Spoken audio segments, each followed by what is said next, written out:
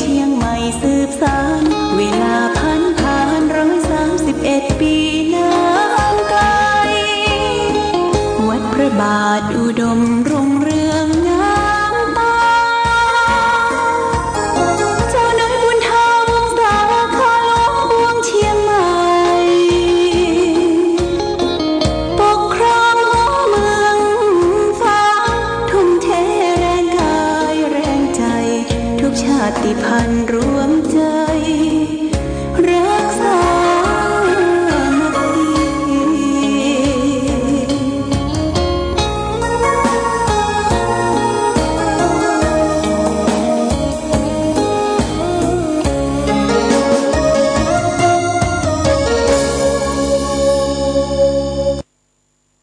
เจริญสุขศรัทธาสาธุชนญาติโยมท่านพุทธบริษัททั้งหลายวันนี้รายการธรรมประทีปส่องต่างก็ได้มาพบปะกับพ่อแม่พี่น้องศรัทธาสาธุชนญาติโยมแห่งครั้งหนึ่งวันนี้เป็นวันพุธที่19 เดือนตุลาคมพุทธศักราช2565ซึ่งตรงกับเทียงเหนือเดือน11 ไปแรม9 ค่ำญาติโยมวันนี้เป็นวันแรม9 ค่ำวันนี้อากาศท้องถิ่นเราก็หนาวเนี่ยญาติโยมหนาวออดทอดก็เริ่มจะหนาวมาแต่หมอกเบยก็จะลงน้ำที่ท่วมที่กักขังไว้บางที่ก็จะเหือดแห้งไปละทางกลุ่มชนประทานทางผ่านน้ำทางที่ดูแลเรื่องน้ำก็จัดการเรื่องน้ำนี่เป็นปัจจัยสำคัญสำหรับชีวิตของเราก็คงจะใช้แต่พอดีก็คือมันมากมันนักจนเกินไปอย่างช่วงที่ฝนตกลงมาเมื่อกราที่แล้วอย่างต่อเนื่องคิดว่าญาติโยมที่มีสระมีอ่างแหล่งเก็บกับน้ำเอาไว้ใช้ในหน้าแล้งก็คงจะเก็บไว้ตามหัวตุ่งหัวนาตามท้ายตุ่งท้ายนาในอ่างในหลุมในบ่อนั่นเขาแต่ยังปล่อยปูปล่อยปลาบางทีก็ทำเป็นการเกษตรแทนไม้แต่งเล้าไก่อยู่ไว้ตั้งบนแล้วก็แต่งเล้าหมูไว้ตั้งบนมันถ่ายลงเป็นมูลเป็นอย่างยุงในสระน้ำตั้งในน้ำก็มีปลาเลี้ยงนี่ก็อยู่ที่บริหารจัดการของแต่ละท่านแต่ละคนที่ทำการเกษตรการเพาะปลูกจันบอนพอที่เขากักเก็บน้ำแล้วก็ปลูกพืชหยัดหยบปลูกพืชผักผลไม้ผักไม้ไส้เครือปลูกมันสะปะเยื่องเนี่ยพริกหนุ่มพริกน้อยพริกแต่โปรยนี่อย่าไปลืมนะกล้วยใต้นี่นะไม่ใช่ธรรมดาเนี่ยกล้วยนี่เขาใจได้สะปะใบก็ใจได้กาบก็ใจได้ต้นก็ยามาแกงได้ตีก็เอามาแกงได้กล้วยใต้เป็นเครือก็แกะเอามาขายเอาตั้งไว้สำหน้าบ้านหน้าจองคนกาไปกายมาคนก็จะมาซื้อเอาบางทีตกเป็นแกนบาทวะนะญาติวีนี่ก็หลายบาทนะอันนี้กล้วยไต้ให้ปลูกคือฝังยักษ์ไข่กิ่งข่าปลูกในญาติโยมยักษ์ไข่กิ่งข่านี่ในบ้านในจองเอาที่ว่างที่ได้กับปลูกก็เตะปลูกไปเขาก็มีน้ำมีอย่างเอามารดเอามาฮดเพื่อมันแช่นขึ้นเบิกบานหรืออย่างอันเขาทำแบบเก่าโบราณก็ได้แต่ก่อนนี่เขามีน้ำคุเก่า มีหม้อเก่านี่เขาก็เอาผักที่เอาไว้ใส่ลาบใส่แกงนะปลูกตามห้านจานเฮือนตามตีนคันไดญาติโยมนะเป็นผักไผ่หอมด้วนเป็นผักชีต้นหอมนี่เขาบ่ต้องไปซื้อละเขาปลูกเขาฝังไว้เนี่ยบ้านคือวิมานของเราผักกาดผักชีปลูกฝังไปเถอะญาติโยมมันก็จะได้เป็นเวลาที่เขาก็หรือมันว่างหรือมันง่อมหรือมันเหงาคนเขาต้องมีเวลาว่างนักนี่มันเหงานะเหงาก็ซบเซาเขาอยู่บางทีก็นอนตลอดทั้งวันเนี่ยเนี่ยออกจากที่นอนคลายออกจากที่นอนลงตะล่างกลางควงพัดเกี่ยวพัดกวาดทำความสะอาดเช็ดถูเช็ดถูนะญาติโยมนะดูแลในบ้านในจองเฮาโบราณแต่ก่อนเพิ่นบอกว่าพ่อชายเนี่ยตื่นขึ้นมาคือพอที่แจ้งบ้านแม่ยิงตื่นขึ้นมาคือพอที่แจ้งเฮือนพอจะได้ญาติโยมไม่ใช่ว่าพอบ่ได้นะพอชายตื่นขึ้นมาก็ต้องดูสี่แจ้งบ้านเฮามันอุกมันรกที่ไหนเป็นหญ้าเป็นโกงก็หน้าแรงยิ่งหน้าหนาวที่จะเข้ามาแล้วก็ปัดเกี่ยวปัดกวาดทำความสะอาดเช็ดถูปลูกฝังพืชผักผลไม้ที่มันออกมาอย่างมะเขือแจ้นี่ญาติโยมจะไปขุดออกเนี่ยมันใช้ประโยชน์เป็นนักมะเขือแจ้นี่มันออกตามธรรมชาตินี่นะเวลาหนุ่มๆเขาก็มาลวกกับน้ำพริกเวลามันแก่มันก็เอามาซ่าเอากับน้ำกับนี่เนี่ยมะเขือแจ้นี่อย่าไปนับได้มาขุดขวางบ้านเขานี่มันออกมาตามธรรมชาตินี่ฝากไปแบบหน้าฝนหน้าอย่างที่มันจางหายไปน้ำที่มันขังอยู่ถ้าเป็นแอ่งแหล่งน้อยๆก็ทำลายญาติโยมสิ่งที่มันภาชนะต่างๆนั่นเป็นการเพราะยุงยุงมาเกิดที่ห้างใจตัวไปยั่วเยี้ยอันเป็นตัวเป็นอย่างก็มาทบมาตอดมาจี้ที่ต้องระมัดระวังเรื่องยุงเรื่องสัตว์ร้ายโดยพูดถึงสัตว์ร้ายนี่ญาติโยมสัตว์ที่มันดีน้ำมันจะขึ้นมาปึ้งคนละมันจะเข้ามาทางประตูหลังห้องเข้ามาทางประตูที่เฮาเผลอหรือบ้านเฮาบ่มีประตูมีเฮือนต่ำบ้านต่ำนี่สัตว์ตายเป็นงูนิ้วกิ้วกอดนี่จะขึ้นมาเนี่ยระวังพอคือดีแต่ก็หน้าดีหน้าหนาวแล้วแดดออกก็เอาผ้าไปตึงไปตากไปซักไปตึงไปตากไปซักหน้าหนาวนี่ก็เตรียมผ้าเตรียมครัวแล้ววันนี้ได้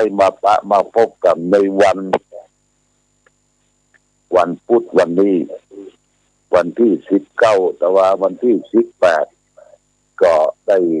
ด้งานทำบุญทอดกฐินอยู่2 ปีแต่ว่านี่นะทำบุญกฐินที่วัดธรรมิกาวาสป่าบงป่าไผ่ตำบลปงน้ำร้อน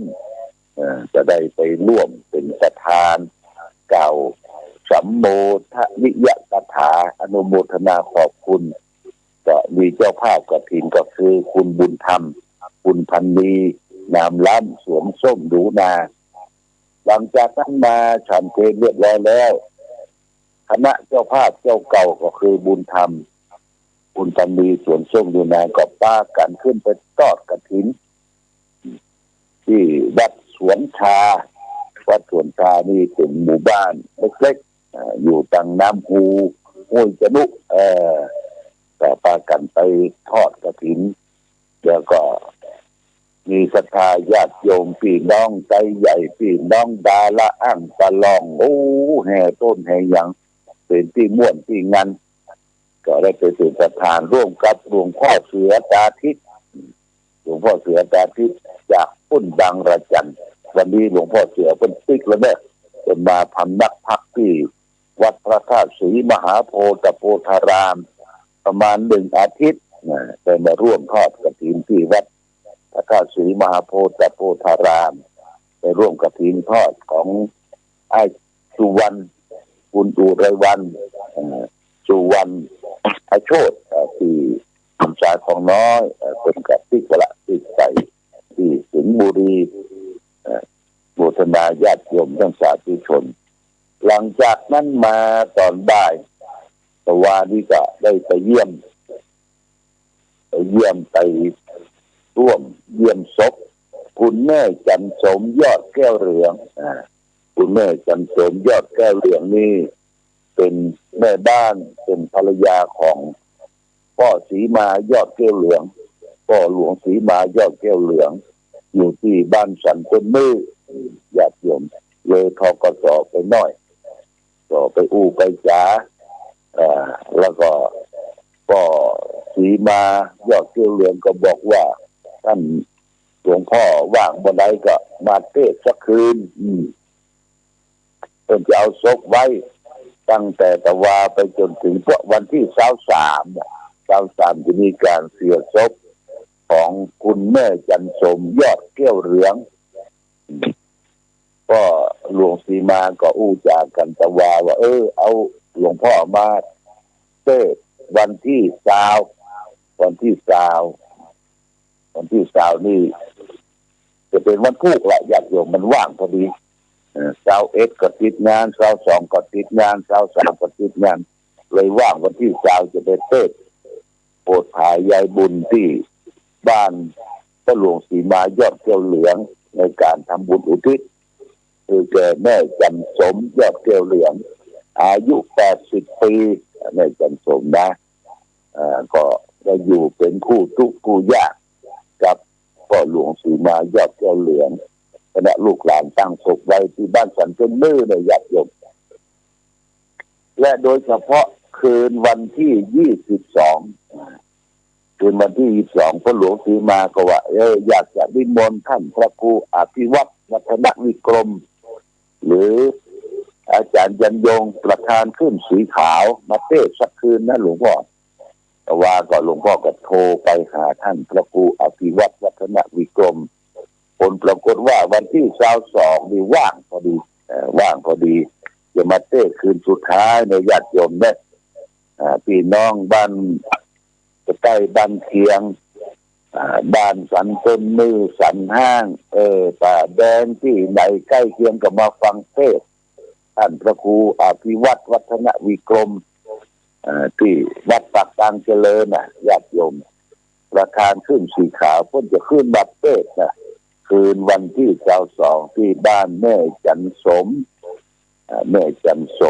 ยอดแก้วเหลืองนะที่บ้านสันต้นมือคือได้เกี่ยวข้องกันก็ศรีมายอดแก้วเหลืองนั้นเป็นแฟนคลับฟังวิทยุของเขาเนี่ยอยู่ตลอดเวลาแล้วก็มาทำบุญที่วัดพระบาทอุดมอยู่ตลอดเวลาแล้วก็เป็นแฟนคลับของท่านพระครูอภิวัตรวัฒนวิกรมมีการมีงานก็ไปทำบุญทำทานร่วมอันนี้ก็เกี่ยวข้องปลองดองกันก็เชิญชวนได้ญาติโยมใครจะไปฟังเทศน์หรือไปต้อนรับถวายเป็นค่าโครงไฟฟ้าสถานีพุทธจักรการเจริญจากดอยหล่อก็ไปร่วมกันฟังเทศน์คืนวันที่22เนี่ยวันที่22เป็นคืนสุดท้ายที่บ้านสันต้นมือบ้านสันต้นมือง่ายที่ตลาดสันต้นมือก็มีทกสเหนือทกสไปก็เป็นการตั้งของพ่อศรีมายอดแก้วเหลืองพ่อหลวงศรีมายอดแก้วเหลืองก็แจ้งให้ญาติโยมท่านสาธุชนทั้งหลายรับทราบหลวงพ่อก็จะไปโปรดคืนวันที่ไปเทศน์ไปแสดงธรรมวันนี้ก็จะได้นำสาระธรรมนำมาฝากให้แก่ศรัทธาญาติโยมของท่านเจ้าคุณพระศรีธรรมนิเทศกมลโชติมันโตอดีตรองเจ้าคณะจังหวัดเชียงใหม่วัดสันตะคอยต้นเขียนต้นเทศไว้ว่าดีและชั่ว ดีและชั่วนะก็บอกว่าท่านสาธุชนทั้งหลายพระพุทธเจ้าท่านตรัสไว้ว่ากัลยาณการีกัลยาณังปาปะการีจะปาปะกังทำดีได้ดีทำชั่วได้ชั่วแต่ก็ยังมีคนจำนวนไม่น้อยที่ยังไม่เข้าใจในพระพุทธดำรัสของพระพุทธเจ้านอกจากจะไม่เข้าใจแล้วยังไม่เห็นด้วยและก็ยังติดคัดค้านพระพุทธเจ้าตรัสไว้เช่นนั้นทำให้ทำดีได้ดีมีที่ไหนทำชั่วได้ดีมีผมไปแล้วก็ยกตัวอย่างเร็วๆมามาจาเช่นว่ายกตัวอย่างอย่างนั้นอย่างนี้คนนี้ทำแต่ความชั่วเช่นเป็นเจ้าของบ่อนการพนันเถื่อนค้าขายของผิดกฎหมายบ้านเมืองเขาก็ยังนั่งมีร่ำรวยมีหน้ามีตาใครผู้ใดใครมาก็ต้องการกราบไหว้บูชาคนนั้นน่ะคนนี้ชื่อว่าได้ขายยาเสพติดขายคนส่งมีโทษมีตาก็ยังทำให้เกิดความร่ำรวยมันมีไผ่มากที่จะจับกุมเขามาลงโทษมีเงินมีทองมีหน้ามีตามีคนเคารพบูชาคนทำดีบหันเป็นอย่างนี้แต่จนลงผู้ใดหูเบาใจง่ายก็เชื่อตามนั้นที่เขาและพูดจากันท่านสาธุชนทั้งหลายโบราณว่าหนทางพิสูจน์มาเวลาพิสูจน์คนทำความชั่วก็ตั้งหน้าตั้งตาทำไปเถอะอย่าได้เลิกได้ละจะเกิดจะปิดบ่อนการพนันหรือมีอย่างทางค้าขายของผิดกฎหมายกับเพื่อนกับฝูงแต่อย่าเลิกนะจงก้มหน้าก้มตาทำไปแล้วก็จนมีอิทธิพลมืดหน้าทั่วฟ้าทั่วแผ่นดินอย่าได้กดดันเงินทองก็ตามที่มีกิตติยศชื่อเสียงได้มาจากความเร็วความชั่วเป็นของร้ายกาจเนี่ยญาติโยมเป็นของร้อนเป็นของที่บ่คงทนถาวรเมื่อถึงเวลาก็ถึงกับกายเปลี่ยนไปเปลี่ยนแปลงไปถ้าถึงในสภาพจิตใจของเขาจะพบว่าจะบ่มีความสุขบ่มีความภาคภูมิใจมีผิวพรรณอันเศร้าหมองหวาดระแวงมีพิรุษลับบ่เป็นสุขก็ต้องเล่นละครทบตาหมู่ตลอดเวลาแต่รับความสุขในใจรับความเย็นใจได้เพราะความสุขในมันไม่ใช่ที่เป็นความสุขที่ได้เกิดมาจากความชั่วที่เขาได้ทำไปพุทธภาษิตหินังสุกรังโหติสุขังทุกขกริยาสุขไม่เป็นผลอันทำความชั่วจะได้ง่ายเลยคนทำความดีแม้จะยังบ่มีบ่ร่ำบ่รวยบ่มียศถาบรรดาศักดิ์บ่มีคนเคารพกราบไหว้บูชาบ่มีความสุขใจมีแต่ความอิ่มใจมีแต่ความภาคภูมิใจว่าเขาเป็นคนดีคนดีย่อมมีของที่มีคุ้มครองป้องกันเพราะฉะนั้นคนดีที่กำลังทำความดีอยู่ทุกวันนี้อย่าได้ท้อถอยจงทำดีไปตลอดเลยญาติโยมนะคือเขาทำดีเนี่ยมันจะได้ที่จิตที่ใจเขาก่อนนะที่จิตที่ใจก็สะสมทีละเล็กทีละน้อยไปเขาก็จะมีความสุขเมื่อเขาจะถึงแก่ชราได้ตายไปตายไปก็ได้ไปสู่สุคติโลกสวรรค์เพราะฉะนั้นคำตัดที่พระพุทธเจ้าว่าทำดีย่อมได้ดีทำชั่วย่อมได้ชั่วเนี่ยมันเริ่มต้นที่ใจเขาก่อนมันญาติโยมใจเขาเนี่ยมีความอุ่นใจมีความอิ่มใจบางคนว่าเพิ่นทำชั่วเพิ่นอย่างมาล่ำมาโรยเขาเอาความชั่วนั้นมาเป็นเครื่องตัดสินใจว่าได้ผลได้เงินได้ทองได้เข้าได้ของได้สมบัติพัสถานมันไม่ใช่นะญาติโยมนะอันนั้นเป็นผลการกระทำที่มันบดี แต่ว่าความร้อนรนความชิบหายวายครัวเนี่ยมันยังมาถึงเพื่อเอาดูหนังต้องดูจบญาติโยมดูจบการเวลาเป็นเครื่องพิสูจน์นะการเวลาเป็นเครื่องพิสูจน์ที่ฝากไว้ทำดีย่อมได้ดีเด้อทำชั่วย่อมได้ชั่วเอาละญาติโยมวันนี้อนุโมทนาเพิ่มก็ได้รับเมตตาเป็นเจ้าภาพกฐินแม่คำน้อยสุปัญญาบ้านสวนดอกใต้รับเป็นเจ้าภาพกฐิน1 กอง500 บาทกฐินวัดพระบาทอุดมนางกาญจนาสุปัญญาลูกรับเป็นเจ้าภาพกฐิน1 กอง500 บาทนี่ก็บ้านสวนดอกใต้นะสวนดอกใต้แต่ละหมวดแต่ละสวนดอกแต่ละที่เขาก็มีต้นไปปักไว้อันนี้ก็เป็นแจ้งมาทางนี้ต้องขออนุโมทนาขอบคุณเจ้าภาพเจ้าศรัทธากฐินวัดพระบาทอุดมนี่เขาจะทอด 2,565 กองกองละ500 บาทจะได้กี่กองม้วนเป็นจะทำกันเป็นสายตั้งกรุงเทพสายตั้งพิษณุโลกสายตั้งเมืองฝางสายตั้งเชียงใหม่ญาติโยมนะก็มาทำกันเป็นกองเป็นสามัคคีแล้วก็วัดพระธรรมกายลุ่มแม่น้ำฝางนี่เพิ่งก็รับมาเป็นกองใหญ่ญาติโยมที่จะมาร่วมทำบุญทอดด้วยกันจึงขออนุโมทนาล่วงหน้ากับศรัทธาญาติโยมท่านสาธุชนวันนี้ก็จะไปสลากคุณเด้อวัดเก่าวัดเดิมวัดบ้านเกิดคือวัดสันเวียงมูลสันปะค่าจำเดือนสัก9 โมงนี่ก็จะออกเดินทางละเอาต้นโจกอยู่2 ต้นจะตามไปให้พ่อคือแม่ที่บ้านสันปะค่าแล้วก็ตามให้ตู้เจ้าประสงค์ที่ลมหายตายจากมามีหลวงพ่อบุญยงมังคะลิโกหลวงพ่อหมวกญาณสัมปันโนที่ได้ถึงเกิดมรณภาพที่หั่นประเดี๋ยวก็จะได้ออกเดินทางเอาละวันนี้ญาติโยมได้มาพบดีอกดีใจอากาศดีเนอะอากาศหนาวขอความสุขความเจริญ